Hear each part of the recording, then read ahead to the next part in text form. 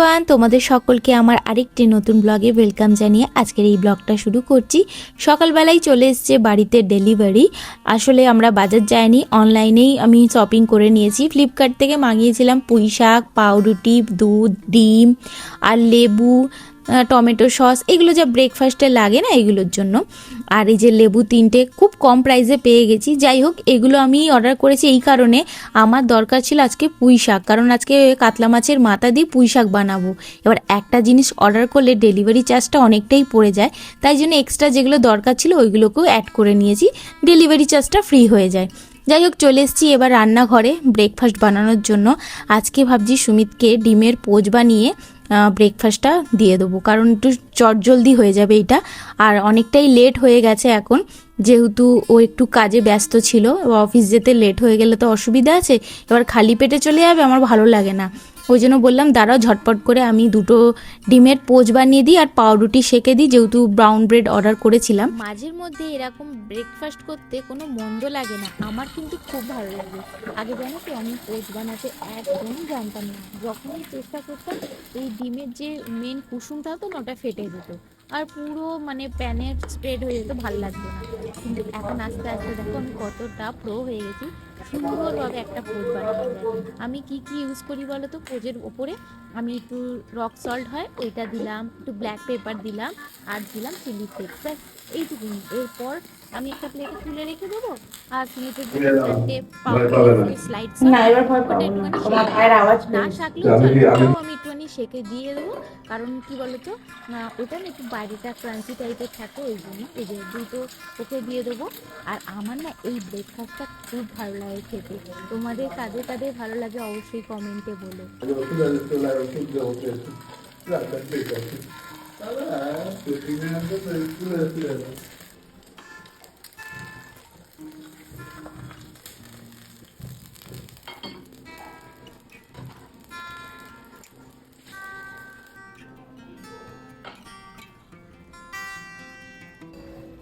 Breakfast ready.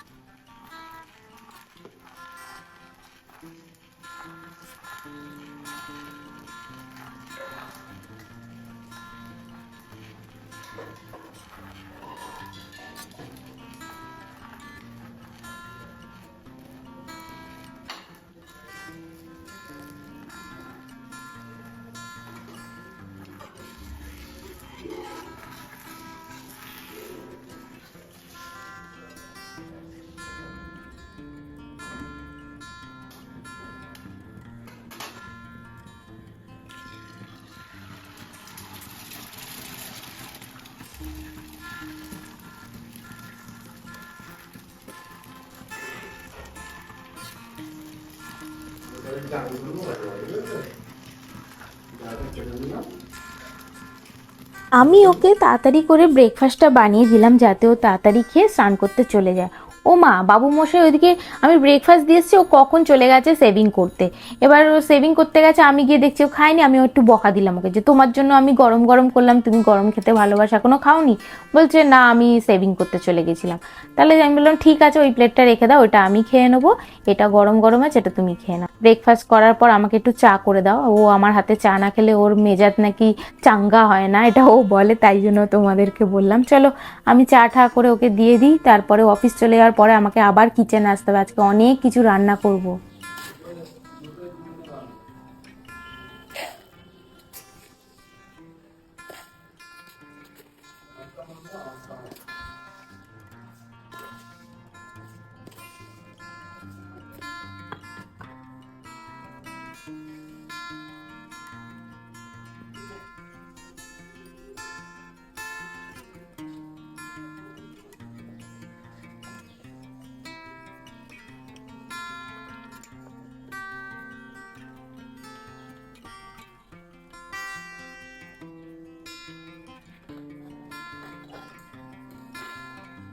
এসছে। Tata.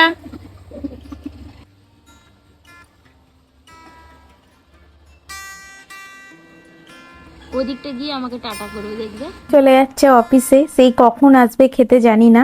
একটুখানি পেটটা ভরে খেয়ে গেলে ঘর থেকে না আমার চিন্তা থাকে না। ও যাবার পর না ঘরের অনেক কাজ ছিল, সেই কাজগুলোকে আমি করছিলাম। করার পরে স্নান টান করে চলে এসেছি রান্নাঘরে। আর এই কদিন কি গরম পড়ছে গো! সকালে ব্রেকফাস্ট বানানোর সময় এত দরদর করে ঘামছিলাম। আমি তাই ওকে বলছিলাম এখনো ফাল্গুন মাস যায়নি, এই অবস্থা গরমকালে আরও পড়লে কি হবে। আর কলকাতা প্রচুর গরম হয়। আর ভাগ্যিস আমরা যেই ফ্ল্যাটে থাকি সেই ফ্ল্যাটের আশপাশে প্রচুর গাছ ফাছ রয়েছে। আর গঙ্গার ধারে তো হাওয়া ঠাওয়া দিলে অতটা মনে হয় না ব্যালকনিতে বসলে। কিন্তু মশার যে প্রচুর উৎপাত, সেই কারণে ব্যালকনিতেও আমি সেইভাবে বসতে পারি না। আর মর্টিনে সেই লম্বা ধূপগুলো হয় না, ওগুলো জ্বাললে তবে মশা যায়। অল আউট গুড নাইট জ্বাললে তো মশা যায়ই না ঘরে। কি আর বলবো। এই দেখো না, অনলাইন থেকে সেই পুঁই শাকটা নিয়েছিলাম না, কি সুন্দর ফ্রেশ দিয়েছে, একদম টাটকা মনে হচ্ছে না এখনই আমি গাছ থেকে কেটে নিয়ে এলাম। এই সব পাতাগুলো কেটে আলাদা রেখে দেবো, আলাদা কাটবো, আর ডাটাগুলো আলাদা কাটবো। এইভাবে করলে না আমার অনেকটা সুবিধা হয়। দেখো ডাটা কতগুলো বেরিয়েছে, আর ডাটাগুলো সেরকম শক্ত নয়, নরম বেশ। এখন কটা বাজে জানো, রান্নাঘরে এসেছি, তোমাদের দেখাচ্ছি। তার আগে এগুলো হাতের কাছে গুছিয়ে নি, অনেক বেলা হয়ে গেছে। ঘরের কাজ সারতে সারতে রান্নাঘরে ঢুকতে অনেকটাই দেরি হয়ে গেল।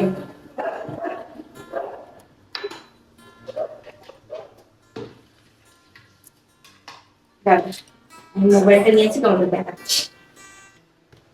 এই দেখো টাইম, এখন বাজে দুপুর 1:10। এই টাইমে আমি রান্নাঘর এসেছি ঘরের কাজ। এখনো বেসিংয়ে দেখো কত বাসন আছে, বাসনগুলো আমাকে ধুতে হবে। আর প্রচুর গরম করছে, প্রচুর গরম করছে। তা চলো ঝটপট করে রান্নাটা এগিয়ে নিই, তারপর আগে দেখা করছি।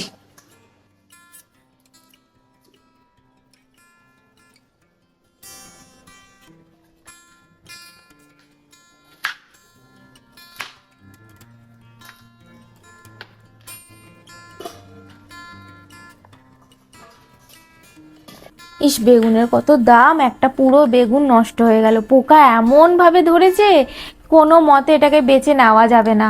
আর আমার ঘরে 3টেই বেগুন আছে, একটা তো বাদ হয়ে গেল। আর একটা দেখি কেটে ওইটা কি বলছে, যদি এটাও কানা বেরোয় তাহলে আমার আজকের রেসিপিটা আর হবে না। আর পুঁই শাকের তরকারিতে বেগুন না দিলে ঠিকঠাক জমে না, তাই না বলো? এ দেখো না, বাহ, এই বেগুনটা ভালো বেরিয়েছে ঠাকুর। চলো বেগুনটা কেটে নিই। কেটে নেওয়ার পরে আলু ছাড়িয়ে নেবো, পেঁয়াজ ছাড়িয়ে নেবো। আর আমি এই পুঁই শাকের তরকারিটা না আদা রসুন পেঁয়াজ দিয়ে করব। তোমরা এইভাবে কোনোদিন করে খেয়েছো কি না আমাকে বলো তো।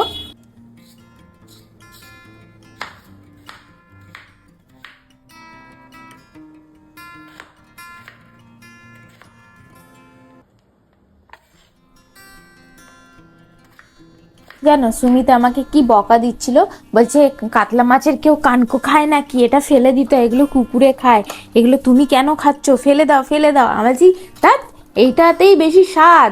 আচ্ছা তোমাদের মধ্যে কেউ কাতলা মাছের কানকো খেয়েছো কিনা বলো তো, আর খাও কিনা এটাও বলো তো। আমার না খুব ভালো লাগে কাতলা মাছের কানকো, শাকে দিয়ে খেতে, বাঁধাকপির তরকারি দিয়ে খেতে। ওটা না আলাদাই একটা টেস্ট আর স্বাদ। যারা খায় তারা জানে, যারা খায় না তারা ওরকমই বলবে কুকুরের খাবার। তোমাদের সাথে দেখা করছি কখন জানো, এখন বাজে দেখো ঘড়িতে, এখন আমি তোমাদের সাথে দেখা করছি 3:41। আর আমি রান্না করতে করতে আর কোনো ভিডিও শ্যুট করতে পারিনি, কারণ আমার ফোনের স্টোরেজ পুরো ফুল হয়ে গেছিলো। এই ক্লিপটা নিচ্ছি, 2-3টে ভিডিও আপলোড করে এডিট করেছি। এই তো, 1 সেকেন্ড। হ্যাঁ, হ্যালো। হ্যাঁ হ্যাঁ হ্যাঁ, আমি আসছি নিচে। হ্যাঁ হ্যাঁ আসছি। তো কিছু অর্ডার করেছিলাম, সেটা এসে গেছে, চলো নিয়ে আসি, তারপরে তোমাদেরকে দেখাচ্ছি কি অর্ডার করেছিলাম।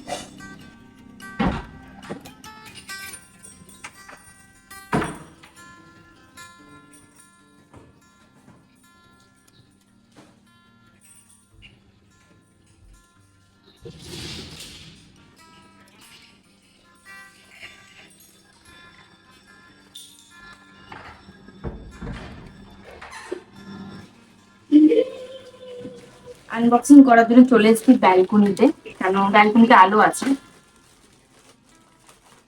চলো দেখাই তোমাদের। আচ্ছা চলে আসি কি অর্ডার করেছিলাম। এটার জন্য সকাল থেকে আমি ওয়েট করছিলাম। ফাইনালি এই দেখো 4টে রিসিভ করেছি। এটা কি বুঝতেই পেরে গেছো, আইস কিউবের যে এগুলো আছে না, ওইগুলো কি, বাহ সুন্দর কোয়ালিটি এসছে। এর মধ্যে আবার আইস জমাবো, গরমকাল এসে গেছে। সিলিকনের যেগুলো হয় না, এই তো সব থেকে ভালো কোয়ালিটি এসছে। বাহ, ইউজ করবো, তোমাদের দেখাবো। তাহলে বলো। দেখো সিলিকনের 4টে আমি আইস কিউব অর্ডার দিয়েছিলাম বানানোর জন্য, তা এসে গেছে। 208 টাকা নিয়েছে।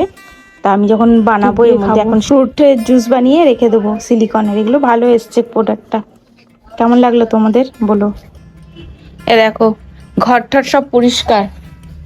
আর একটা কি হয়েছে বোধহয় আমার আসছে, আর একটা গদি ফ্লোর ম্যাট্রেস অর্ডার দিয়েছি। ওটা কবে আসবে জানি না, ওটা ফ্লিপকার্ট থেকে দিয়েছি। আর এই যে সিলিকনের যেটা দেখলে বড় আইস কিউব বানানোর, এটা মেসো থেকে দিয়েছিলাম। 208 টাকা নিয়েছে। তা এখন দেখো কি আমার রুমটা এরকম, তো আস্তে আস্তে আমি পুরো সাজাচ্ছি। আর এই রুমটা লাইট জ্বালতে হয়, কিছু করার নেই। চলো দেখিয়ে দিই ঝটপট করে কি রান্না করেছি। এদিকে দিকে করছি টমেটো দিয়ে, ধনেপাতা দিয়ে মসুর ডাল করেছি পাতলা করে। এদিকে নিম পাতার বেগুন ভাজা। এখানে আছে কাতলা মাছের মাথা দিয়ে পুঁই শাকের তরকারি। আর এটা তো দেখাতেই হবে, জানো সবাই, ভাত। এই রাইসটা না আমি কালকে এ থেকে কিনেছি, বিশাল থেকে। একদম ভালো না রাইসটা। চলো তোমাদের তো সব কিছু শেয়ার করে দিলাম। এবার আমি যাচ্ছি লাঞ্চ করতে। আর অনেকটাই দেরি হয়ে গেল লাঞ্চ করতে, কি বলবো। আর সেরমভাবে আমি ভিডিও শ্যুট করতে পারছি না, কিছু কাজে ব্যস্ত আছি। সেই কাজগুলো আমার হয়ে গেলে আমি ফটফট করে নিলে তোমাদের সাথে আমি ভালোভাবে আমার ডেইলি ব্লগ রুটিন আমি তোমাদের সাথে শেয়ার করব। তবে আমি চ্যানেলে কিছু না কিছু আমি আপলোড করছি তোমাদের, যাতে তোমরা আমাকে ভুলে না যাও, তাই জন্য। চলো এবার ঝটপট করে খাওয়া দাওয়া করে নিই। সুমিতকে ফোন করেছিলাম, ওর আসতে দেরি হবে বললো। তাই আমি বললাম তাহলে খেয়ে নিই, এতক্ষণ ওয়েট করে লাভ নেই। তা আমি খেয়ে ঠেয়ে নিই একটু রেস্ট করি। তারপর যে ভিডিওগুলো আছে ওগুলো এডিট করে আপলোড করতে হবে, নাহলে আমি আর পরে আর কোনো ভিডিও ক্লিপ শ্যুট করতেই পারবো না।